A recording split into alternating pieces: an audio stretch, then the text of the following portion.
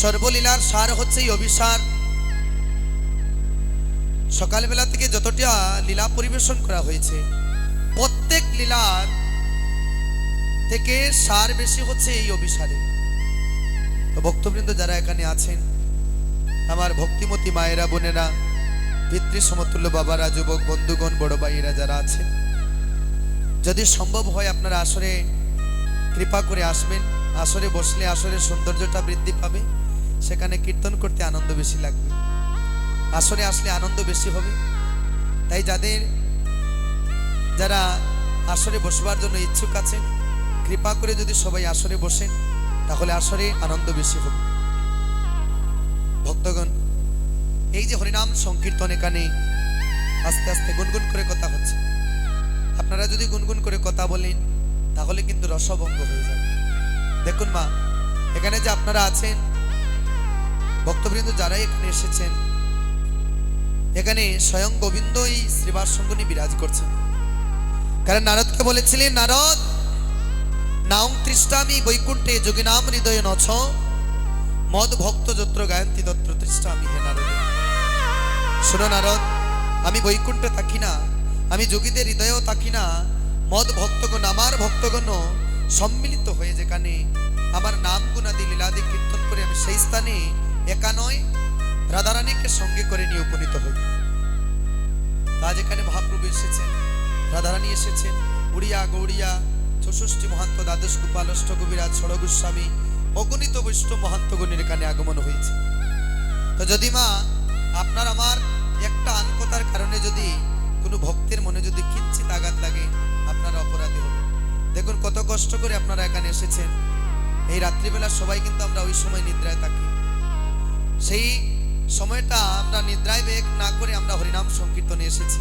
কেন? যাতে গোবিন্দের কৃপা আপনাদের উপর বর্ষিত হয়ে যায়।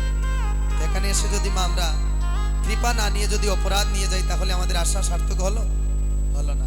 তাহলে আমরা আনন্দ করবো এখানে। যখন দেখবো আপনাদের ঘুম চলে এসেছে, তখন আমরা আনন্দ একটু আরো বেশি করবো। তবে আমরা এখানে যে লীলা পরিবেশন হবে, অভিসার লীলা, প্রত্যেকটা লীলার মধ্যে মহাজনের সিদ্ধান্ত পদ লিপিবদ্ধ করে গিয়েছেন।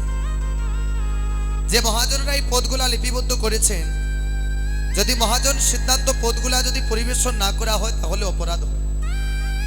এখানে চাইলে অভিসারে আন কথা কুকথা বলে, আউট কথা বলে, আউল বাউল দরবেশ সাইয়ের গান বলে এখানে আমি অভিসার কাটিয়ে দিতে পারবো।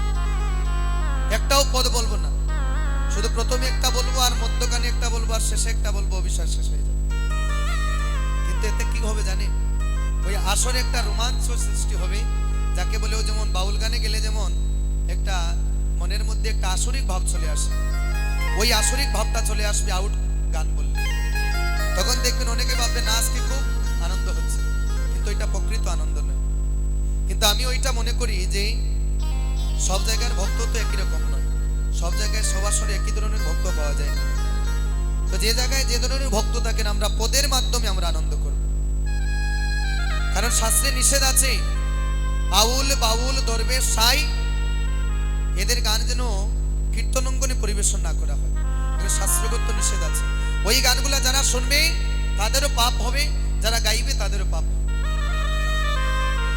আছে না অনেক গান, আমরা আসর মাতানোর জন্য অনেক গান অনেকে বলে থাকি, ওই গানগুলা একদম গাওয়া হচ্ছে অপরাধ। কারণ এখানে আপনারা যারা মহাপ্রভুকে এনেছেন, এখানে যারা মহাপ্রভুকে খুশি করবার জন্য এখানে এনেছেন, মহাপ্রভু যদি এখান থেকে রুষ্ট হয়ে যান তাহলে এই কীর্তনটা দান করে আপনার বৃথা হয়ে গেল। তো আজ আমরা প্রথমে রূপ অনুরাগ কীর্তন আস্বাদন করব।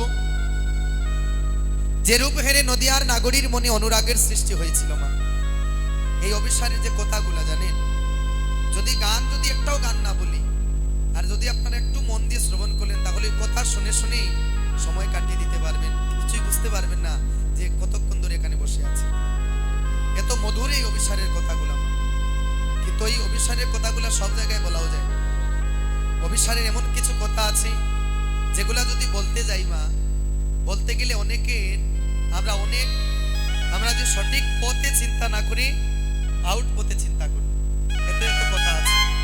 তাই এটাও বলা হয়েছে শাস্ত্রে যে সকল কথা যথাযথও কিন্তু বলতে নেই, সব জায়গায় সব কথা বলতে নেই। এবার নদিয়ার ভাগ্যবতী নাগরী বেলি অবসান সময়ে ওই সুরধনী গঙ্গার ঘাটে গিয়েছে। তাহলে নদিয়ার নাগরীকে নাগরী হচ্ছে বিষ্ণুপ্রিয়া।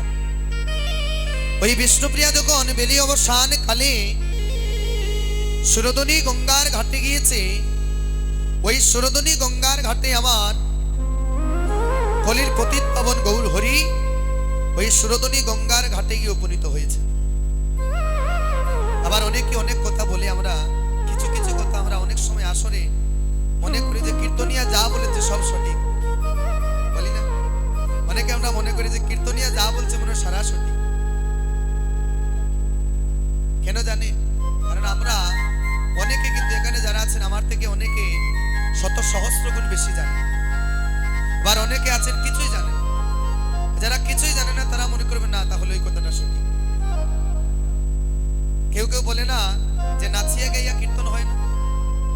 নাচিয়া গাইয়া যদি কীর্তন হয় না, চৈতন্য মহাপ্রভুকে এইভাবে স্টিল বাই দাঁড়িয়ে কি কীর্তন করেছে? ঠিক এভাবে দাঁড়িয়ে কীর্তন করেছে। ভক্তদেরকে আনন্দ দিতে হলে, প্রেম দিতে হলে, নাম দিতে হলে নেচে গিয়ে ভক্তকে আনন্দ দিতে হয় নামের মাধ্যমে। মহাপ্রভু নাম বিলিয়েছে, নেচেছেন, গেয়েছেন, দুলায় গোড়াগুড়ি দিয়েছেন। এখন নৃত্যের ধরনও আছে। এখন কীর্তনে এসে যদি বাউল গানের মতো নৃত্য করি অঙ্গভঙ্গি করে, সেটাও কিন্তু হবে না। নৃত্য নৃত্যের মতো হতে হবে, যাতে ওই নৃত্য দেখে কোনো মানুষের মনে আসরিক ভাব যাতে জাগ্রত না হয়। আজ নদিয়ার ভাগ্যবতী মরম নাগরী বিষ্ণুপ্রিয়া বলছে, নাগরী রে, বেলি অবসান সময়ে আমি সুরধনী গঙ্গার ঘাটে গিয়েছি। তাহলে সেখানে কাকে দেখলাম? সেখানে গৌরব দর্শন করে আজ উন্মাদিনী পাগলিনী হয়ে আছে। এই যে সময়টা আমরা ওই সময়টাতে রূপ অনুরাগ আস্বাদন করছি। তাহলে অনুরাগ কি? অনুরাগ হচ্ছে যাকে শত সহস্রবার দেখলে দেখার স্বাদ তাকে কখনো পূর্ণ হয় না, সেটাই হচ্ছে অনুরাগ। যতবার দেখবেন তাকে বিনোদ মনে হবে, যতই দেখবেন বিনোদ মনে হবে। দেখুন আমরা গোবিন্দকে যতই দেখি, ছবিটা যতই দেখি, বিগ্রহ যতই দেখি, মনের মধ্যে এটা আসে কখনো যে আর দেখবো না, প্রতিদিন তো দেখছি, এমন আসে? কখনোই আসবে। তো যাকে দেখলে শয়নে স্বপনে নিশি জাগরণে বারবার দেখার পরে, শত সহস্রবার কোটিবার দেখার পরেও দেখার স্বাদ পূর্ণ হয় না, সেটাই হচ্ছে ভালোবাসা, সেটাই হচ্ছে গোবিন্দের প্রতি অনুরাগ। তো সেই অনুরাগের সৃষ্টি হয়েছে নদিয়ার ভাগ্যবতী মরম নাগরী বিষ্ণুপ্রিয়ার। তো এই অনুরাগ যখন সৃষ্টি হয়েছে, এখন এমন এক রূপ সুরধনীতে দেখেছে, ওই রূপ তার মরম সইয়ের কাছে না বললে না হয়। দেখবেন আমরা আস্তে আস্তে আমরা দেখবেন যদি আমরা কখনো দুঃখ পাই, আমার কাছের যে বন্ধু হয়, মরমী যে বন্ধু হয়, বন্ধুর কাছে গিয়ে বলি, বন্ধু জানিস আমি আজ একটা জিনিস দেখেছি। মরম বন্ধু যে তার কাছে গিয়ে প্রকাশ করি।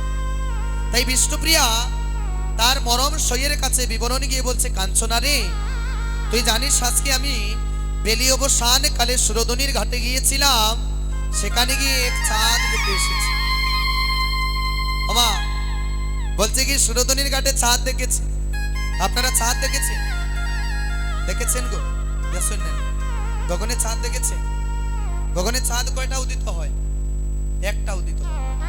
এবার কাঞ্চনা বলছে, ও নাগরী সত্যি করে বলতো, তুই সত্যি কি চাঁদ দেখেছিস নাকি পাগল হয়ে গিয়েছিস?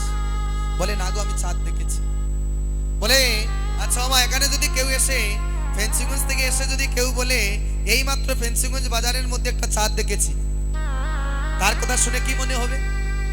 হয়তো সে পাগল হয়ে গিয়েছে, না হলে নেশা করেছে, দুইটা থেকে একটা হবে।